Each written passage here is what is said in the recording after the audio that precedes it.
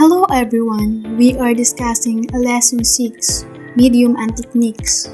Ang medium ay tumutukoy sa materyal o sangkap na ginagamit sa paggawa ng isang likhang sining. Sa pamamagitan ng mga materialis na ito, naipapahayag ng mga artista ang kanilang damdamin at ideya. Ang medium din na nagtatakda kung anong uri ng sining ang isang likha. Ang sculpture ay gumagamit ng mga materialis tulad ng metal, kahoy, bato, luwad at salamin. Mga sculpture ay kabilang sa 3-dimensional na sining dahil may taas, lapad, lalim at dami. Ang mga ito ay sumasakop ng espasyo. Ang palayak o pottery ay isang anyo ng sculpture. Ang architecture ay gumagamit ng mga materialis tulad ng kahoy, kawayan, ladrelyo, bato at konkreto. Mga gusali ay tinuturing ding 3-dimensional na sining dahil may volume at sumasakop ng espasyo. Bukod dito, may elemento ng oras ang architecture dahil nararanasan ng tao ang mga gusali sa pamamagitan ng pagpasok, paggalaw at paggamit sa mga ito. Ang painting ay gumagamit ng mga pigment tulad ng watercolor, oil, acrylic, tempera, tinta at textile pen. Mga pigment na ito ay inilalapat sa patag na ibabaw gaya ng canvas, kahoy, papel o pader na bato tulad ng makikita sa mga painting sa kuweba. Dahil patag ang anyo nito, ang painting ay kabilang sa 2-dimensional na sining. Printmaking. Ito ay tulad sa paglikha ng maraming kopya or reproduction. Ang printmaker ay gumagamit ng tinta at isang matigas na surface, tulad ng kahoy o metal, para gumamit ng imahe. Ang mahalaga dito ay ang proseso ng pagkopya, hindi tulad ng pagpinta ng isang unique na obra. Ang print ay pwedeng magkaroon ng maraming edition o serye. Ito ay isang paraan para maikalat ang isang sining sa mas maraming tao. Ito ay tungkol sa pag-organisa ng tunog or sound organization. Ang musikero ang nagbibigay buhay sa tunog. Ang medium niya ay ang tunog mismo na nilikha gamit ang instrumento o ang sariling boses. Kahit may iba't ibang estilo tulad ng TVL chanter kumpara sa top singer, ang layunin ay gamitin ang tunog para maghatid ng damdamin o kwento. Ito ay tungkol sa pagpapahayag gamit ng katawan sa espasyo or body in space. Ang sayaw ay ang paggamit ng katawan bilang pangunahing kasangkapan. Ito ay performance na nakabase sa galaw. Pwede magkwento ito o kaya naman ay magbigay lang ng pakiramdam o ideya na hindi kailangan ng salita o musika. Ito ay sining na nangyayari sa isang sandali. Ito ay tungkol sa pagsasama-sama ng lahat ng sining, aesthetic of arts. Ang artista ng teatro ay parang direktor ng isang kompletong karanasan.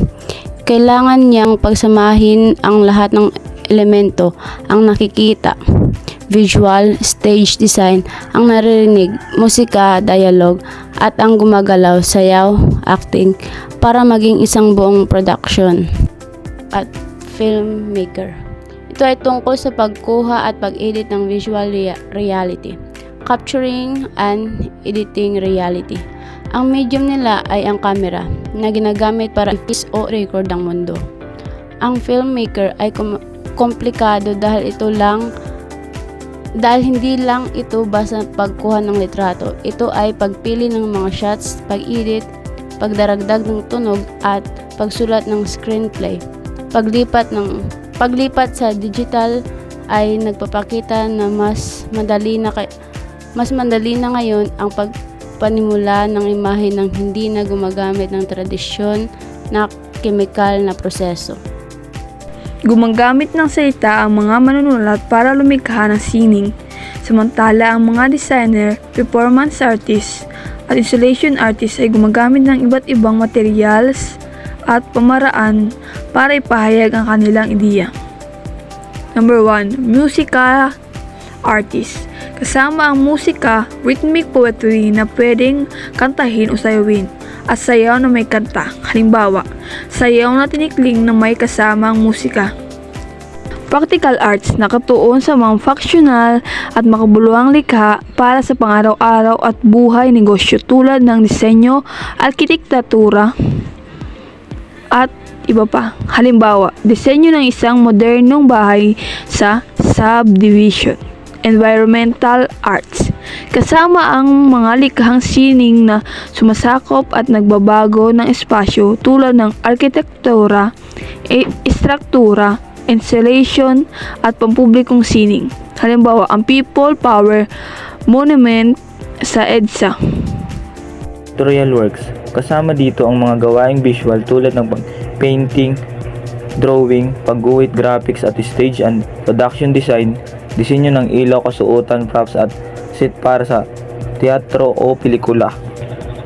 Dramatic arts. Ito ay mga gawaing isinasagawa sa entablado o stage at isinapuso. Kasama dito ang drama, performance art, music at dance. Narrative arts. Mga sining na nakabase sa kwento. Kasama rito ang drama, nobela, fiction, non-fiction, musika at sayaw. Auditory art. Tumutukoy sa mga sining na naririnig. Ang tenga at utak ay nag-i-interpret ng mga tunog sa mga salita, tono at pitch. Kasama dito ang musika at tula o poetry. Technique refers to how artists use and manipulate materials, tools, and technology to express ideas and achieve a described effect. Sa technique kuno is inisa ito mga mahalaga na bahagi sa sining dahil dito ginpapakitan mga artista kung paano nila ginagamit ang iba't ibang materials, kasangkapan at teknolohiya upang ipahayag ang kanilang mga idea at mga damdamin. Next is the technique depends on the medium used, such as carving stone or wood shaping, clay, crystal, metal, weaving, thread. Daman is nagkakaiba-iba na technique depende sa mga oris and medium na ginagamit parehong sa pag-ukit sa bato o kahoy at paghuhulma sa luwad at metal na paghahabi sa isinulid. It also includes both traditional and modern methods. Example includes San Francisco mural which use line and color to show emotion and movement, and Guillaume Turget's Bonifacio movement which are cravings to create realistic from dignity and meaning in Nicolas's style. Nga daman is ipinagpapakita doon na ang sining maaaring gumamit sa mga parehong na tradisyonal, makabagong paraan. Bilang halimbawa, gingamit ni Carlos Francisco ang linya at kulay ng kanyang mural upang maipakita ang galaw at emosyon ng mga tauhan. Habang si Guillermo Talento naman ay gumamit ng pag-ukit sa Bonifacio Monument upang mailikha ng makatotohanang anyo na may madignidad at malalim na kalugan ng estilong Nicolasial. Ang sining ay maaaring maranasan ng direkta o ng hindi direkta. Kapag ang sining ay direktang nakikita o nararanasan ito, ay tinatawag na artifact. Maaari ito maging static o hindi gumagalaw tulad ng mga painting, gusali o nobela, o kaya naman ay time-based at may galaw. Gaya ng live na teatro o performance art. Kapag ang sining ay nararanasan sa pamamagitan ng media tulad ng pelikula, video, litrato o mga digital na gamit, ito ay tinatawag na recorded or documented artwork. Dahil hindi ito direkta nasasaksihan kundi pinapanood o tinitingnan lamang sa isang device. Ang time-based artifact o performance ay sining na nararanasan sa tunay na oras, maaaring live o kaya ay pinapanood mula sa isang recording gamit ang electronic media. Ilan sa mga halimbawa nito ay mga live na dula, installation, art, pelikula at mga naitalang performance sa pinapakita sa screen. Binanggit din sa teksto ang mga halimbawa ng digital at interactive art tulad ng mga gawa ni Pablo Biglang Awa na hango sa mga idea ni Roberto Chabet.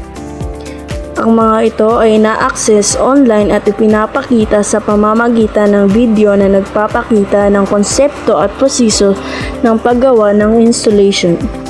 Isa pang halimbawa ang exhibit ni Dini A. Dodson, 2007 sa Lupis Museum, kung saan nakipag-interact ang mga bisita kay Rizal gamit ang digital technology upang gawing mas madaling lapitan at mas kawili-wili ang sining at kasaysayan.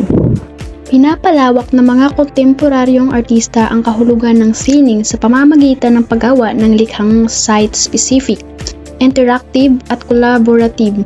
Ibig sabihin, mahalaga ang lugar kung saan ipinapakita ang sining, ang pakikilahok ng manonood at ang pagtutulungan ng iba't ibang tao sa paglikha ng obra upang lubos itong maunawaan.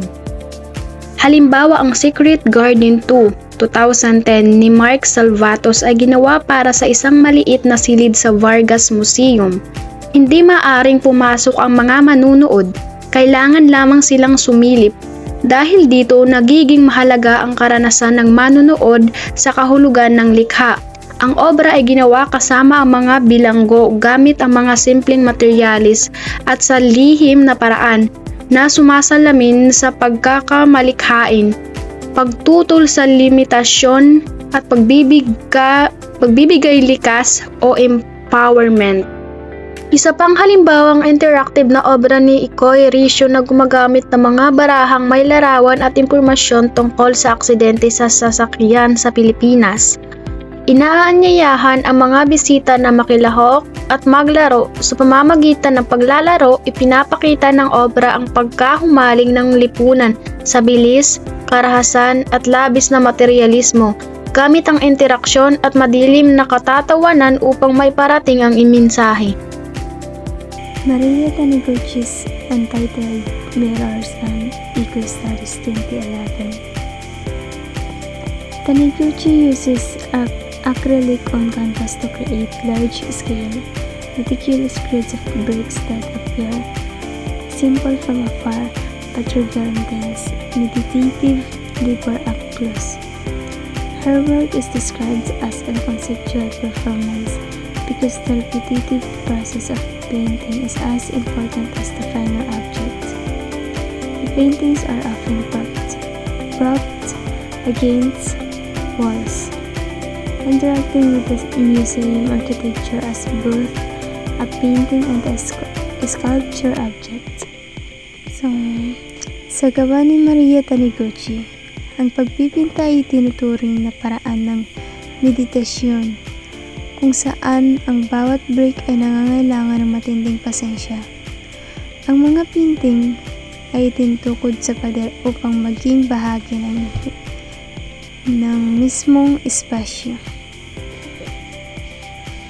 Felix Bacolor's Waiting 2012. This installation transformed a space into a simulacrum or a fake replica of a term. Using immovable metallic chairs and digital clocks, Bacolors explores themes of immobility, travel, and the torturous passage of time. Ang waiting ni Felix Bacolor ay ginaya ang hitsura ng isang terminal upang maramdaman ng tao ang init at bagal ng takbo ng oras. Contemporary integration. The text concludes that modern art integrates digital technology, science, and traditional methods. Binibigyang diin na ang sining ngayon ay integrated na kung saan pinagsasama ang siyensya at teknolohiya sa mga lumang paraan ng paglikha. Si Ian Carlo Haushan ay gumagawa ng sining na hango sa agham gamit ang pintura, eskultura at interactive installations tulad ng mga robot na tumutugon sa musika o ilaw. Layunin ng kanyang mga gawa na pag-isipan kung ano ang ibig sabihin ng pagiging tao. Anonymous Animals 2013 sa Dumaguete City ay isang eksibisyon kung saan lumikha ang mga artista ng mga katang-isip na hayop na parang totoo, siyentipikong specimen. Pinagsama nito ang performance, conceptual na sine at katang-isip at pinapakita rin ito online.